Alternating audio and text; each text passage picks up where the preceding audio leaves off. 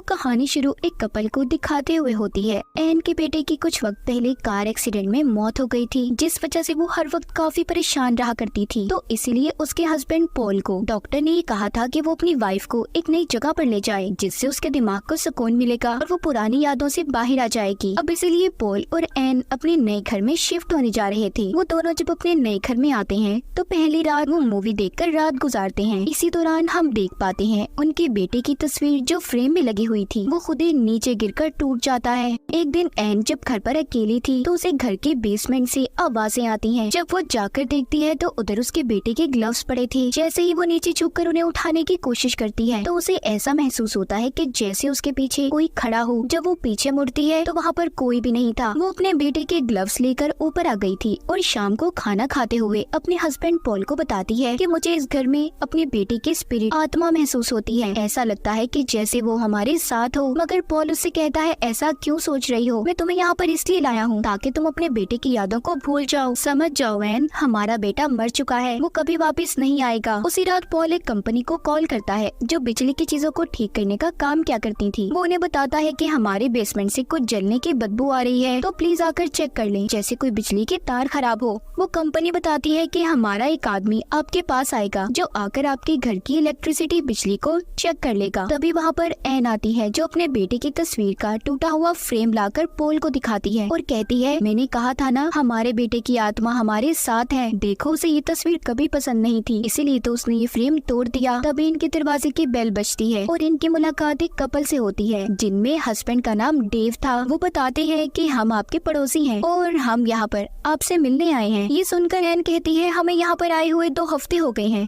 मगर हमसे मिलने अभी तक कोई नहीं आया। ये सुनकर डेव कहता है ये बात काफी अजीब है, जब भी इस घर में कोई रहने आता है तो पूरे टाउन में अजीब अजीब बातें होने लगती हैं। पॉल जब उससे इस बारे में बात करता है कि ऐसा क्यों है, डेव बताता है कि कुछ अर्सा पहले यहाँ पर एक फैमिली रहती थी जो पहली बार इस घर में शिफ्ट हुई थी। उनका एक फ्यूनरल पार्लर था, मतलब कि वो मरे हुए इंसानों को तैयार करके उनको दफनाया करते थे। बाद में उनके लिए पूरे टाउन में ये बातें फैलने लगी कि वो फैमिली लाशों को मेडिकल हॉस्पिटल में बेच देते हैं और खाली कॉफिन ताबूत को कब्र में दफना देते हैं। जब इन सब बातों के बारे में टाउन के लोगों को पता चला तो उन्होंने उस फैमिली को यहाँ से बाहर निकाल दिया। फिर उस फैमिली का हेड शराब पीने लगा जिस वजह से उसकी मौत हो गई। डेव की वाइफ उन्हें यहाँ पर जब कुछ बताने लगती है तो डेव उसे चुप करवा लेता है। फिर वो लोग यहाँ से जाने लगते हैं। डेव जाते हुए उन्हें ये भी बताता है कि ये घर बहुत पुराना है, आज 30 साल बाद कोई नई फैमिली इस घर में रहने आई है। वो इस घर को उन्हीं पुराने लोगों के नाम से पुकारता है। ये सुनकर पॉल कहता है नहीं, ये अब हमारा घर है। डेव की वाइफ जाते हुए एन से हाथ मिलाती उसे कुछ पकड़ा कर जाती है। वो एक नोट था जिसमें लिखा था कि इस घर को हर 30 साल बाद एक फैमिली चाहिए, तो जितनी जल्दी हो सके इस घर से चले जाओ, छोड़ दो इस घर को। पर पॉल इस बात को ज्यादा सीरियस नहीं लेता। जब रात को ये दोनों सो रहे थे तो तभी एन की आंख खुलती है।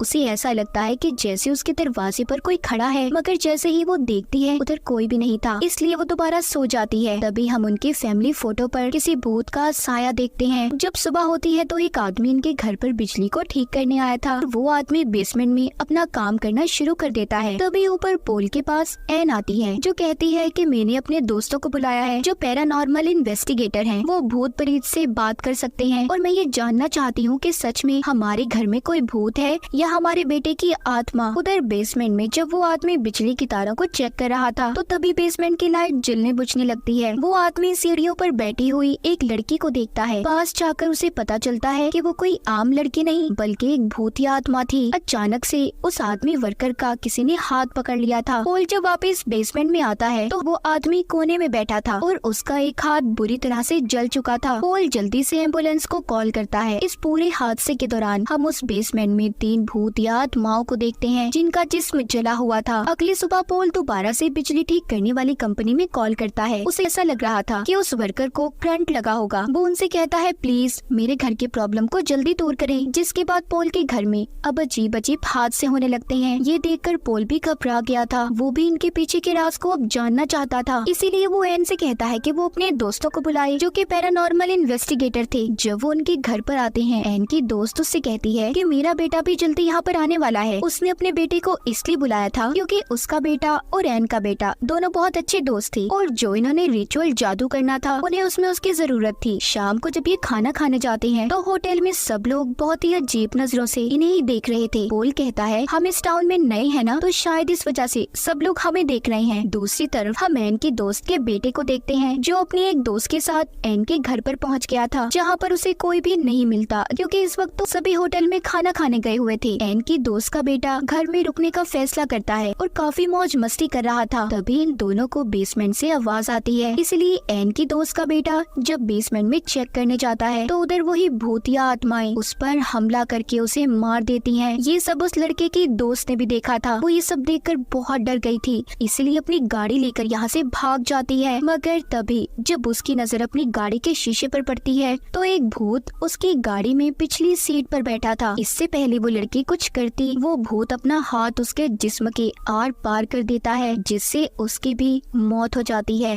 उधर दूसरी तरफ एन, पोल और उनके दोस्त जब होटल से खाना खाकर घर आते हैं तो एन की दोस्त को अपना बेटा नहीं मिलता। उधर हमें वही होटल दिखाया जाता है जहाँ पर एन सबको लेकर खाना खाने गई थी। वहाँ की मालकिन अपनी वेट्रेस से पूछती है कि वो चारों आपस में क्या बातें कर रहे थे। वो बताती है बस वो कपल अपने दोस्तों को बता रहे थे कि वो अपने नए घर में कुछ अजीब महसूस करते हैं और उन्हें ये घर जल्द से जल्द खाली कर देना चाहिए। तभी होटल के दरवाजे पर डेव आता है, जिसको हमने एन और पोल के घर पर भी देखा था, जो उनका पड़ोसी था, जो आते ही उस वेट्रेस को मार देता है जो ये सब बता रही थी। होटल की मालकिन उससे पूछती है कि तुमने मेरी वेट्रेस को क्यों मार दिया। वो कहता है तुमने उन लोगों के पास उसे क्यों भेजा था। यहाँ पर हमें कहानी का असल राज पता चलता है। डेव बताता है इस घर को हर 30 साल में एक फैमिली की जरूरत होती है जिसे वो मार कर खा सके। पहले उस घर में सबसे पहले एक फैमिली आई, फिर उसके बाद पोल और एन उस घर में शिफ्ट हुए। अगर ये लोग यहाँ से सही सलामत निकल गए तो बहुत कुछ गलत हो जाएगा। उस घर की डार्कनेस, काली परछाई पूरे टाउन में फैल जाएगी, जिससे हर किसी की जान को खतरा होगा। यहीं पर हमें एक और बात पता चलती है कि जिस फैमिली के बारे में कहानी के शुरू में डेव ने एन और पोल को बताया था, जिनका फ्यूनरल पार्लर भी था, वो खुद यहाँ से कहीं भी नहीं गए थे, बल्कि इन टाउन के लोगों ने उन्हें यहाँ पर जलाकर मार दिया था। वो भूत आत्माएं उन्हीं लोगों की थी जो उस घर में आने वाले हर इंसान को मार देती थी, मगर अब तक उन्होंने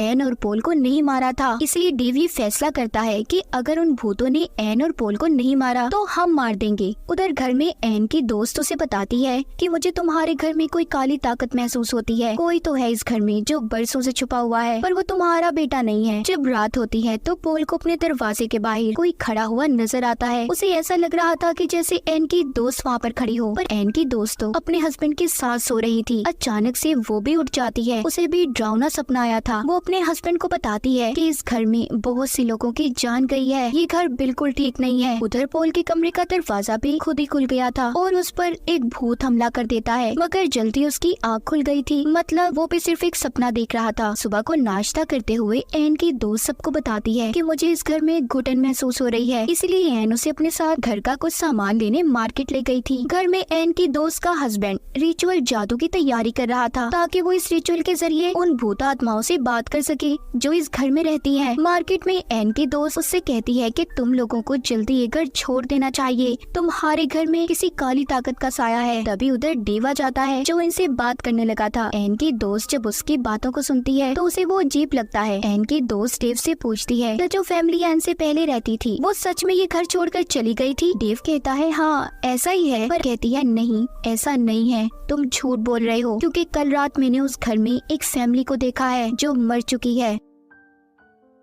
एन के घर में पोल और उसकी दोस्त का हस्बैंड रिचुअल करना शुरू करते हैं। अचानक से सभी मोमबत्तियां बुझ गई थी। एक आत्मा एन की दोस्त के हस्बैंड को दूर फेंकती है। वो भी समझ चुका था कि ये एन के बेटे की आत्मा नहीं है। उस आत्मा ने एन के दोस्त के हस्बैंड को पोजेस्ड अपने काबू में कर लिया था। थोड़ी देर में एन और उसकी दोस्त भी घर पर आ जाती हैं। वो देखती है कि पोल ने एन की दोस्त के हस्बैंड को बांध कर रखा हुआ है और उसके मुंह में कपड़ा भी दिया हुआ था। जब वो पोल से पूछती हैं तो पोल यहाँ पर उन्हें सारी कहानी बताता है कि इसके अंदर एक आत्मा आ चुकी है जो बहुत ज्यादा खतरनाक है। तभी एन के दोस्त का हस्बैंड जिस पर आत्मा ने कब्जा कर लिया था वो उस कपड़े को निकल जाती है और सबसे कहती है कि ये मेरा घर है, यहाँ से चले जाओ। तभी फोन बजता है जो डेव की वाइफ कर रही थी ताकि इन्हें सच्चाई बता सके, मगर उसे भी पीछे से किसी ने चाकू मार दिया था। वो मरते मरते एन को बताती है कि मैंने तुम्हें कहा था ना इस घर को जल्दी छोड़ देना। तभी ये सब बातें सुनकर जब एन की दोस्त बेसमेंट में जाती है तो उधर उसे अपने बेटे की मौत का भी पता चल चुका था, जिससे उसे उस आत्मा पर बहुत गुस्सा आ जाता है और वो अपने हस्बैंड पर हमला करने लगती है क्योंकि वो आत्मा उसके अंदर थी। कहती है, बताओ तुमने ऐसा क्यों किया।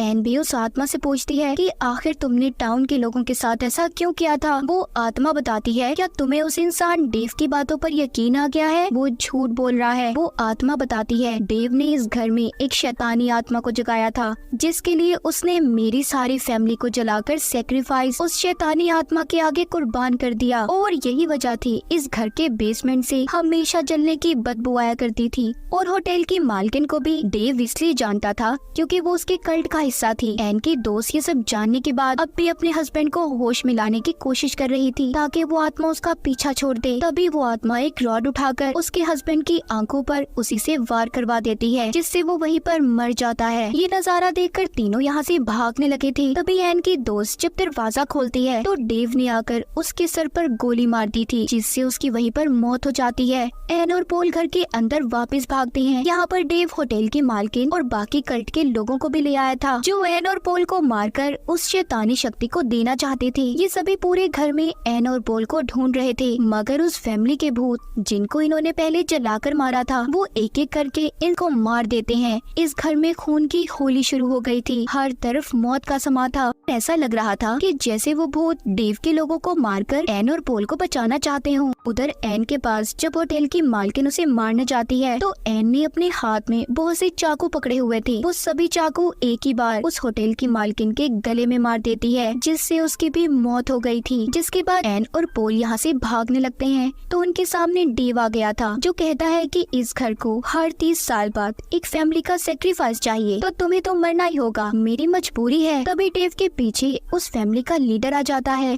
जिसकी फैमिली को इसने जलाकर मारा था। वो डेव के सर को पकड़कर कुचल देता है, जिससे डेव भी अब मर चुका था। उस फैमिली की सभी आत्माएं आजाद हो गई थी, जो यहाँ पर 30 सालों से कैद थी। एन और पोल को बेसमेंट से उनके बेटे की आत्मा की आवाज आती है, जो कहता है, मैं आप लोगों के साथ हूँ। यही वजह थी कि एन को बार बार अपने बेटे की आत्मा महसूस होती थी। हम पोल को देखते हैं, जो अपने बेटे की आवाज सुनकर बेसमेंट में जाता है। उसके चेहरे पर मुस्कुराहट थी और उसकी ये मुस्कुराहट को दिखाते हुए फिल्म की कहानी भी यहीं पर खत्म हो जाती है।